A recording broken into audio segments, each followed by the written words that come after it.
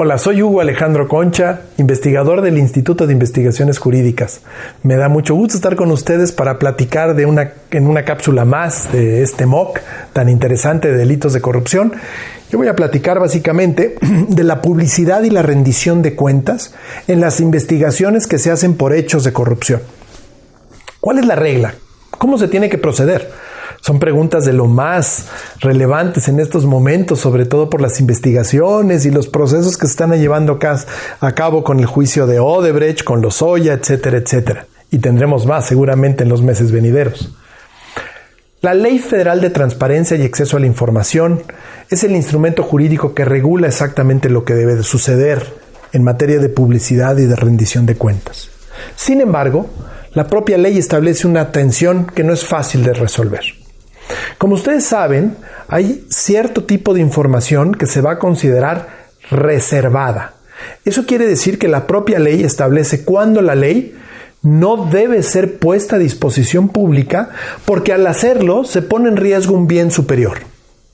En el caso muy específico, el artículo 110 de esta ley establece que será información reservada aquella información que tiene que ver con investigaciones que se están llevando a cabo, que tiene que ver con opiniones, recomendaciones que forman parte de un proceso deliberativo como es un juicio, que se trata de información dentro de un procedimiento administrativo para afincar responsabilidades de tipo administrativo.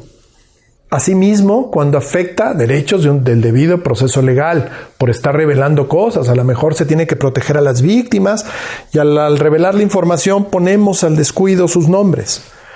Obviamente lo que se está buscando es preservar la importancia de una investigación, no obstruirla dando a conocer hechos o datos. ¿Por qué?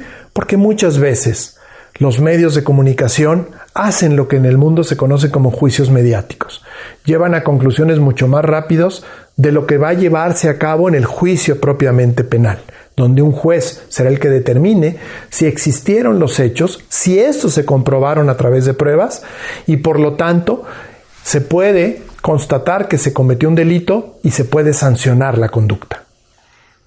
Ahora bien, la propia Ley Federal de Transparencia y Acceso a la Información Pública, además de decirnos todas estas causales por las cuales la información tiene que ser reservada, establece en el artículo 112 que no aplicará la reserva de la información cuando se trate de delitos de corrupción. En el caso de lo que ha ocurrido con Emilio Lozoya, por ejemplo, y lo que este sigilo de la información y de lo que la Fiscalía está negociando con el presunto culpable Emilio Lozoya, no sabemos mucho más. Pero podría la Fiscalía o la autoridad responsable decir que justamente no nos da a conocer más por algunos de los supuestos que les mencioné, para no entorpecer la propia investigación.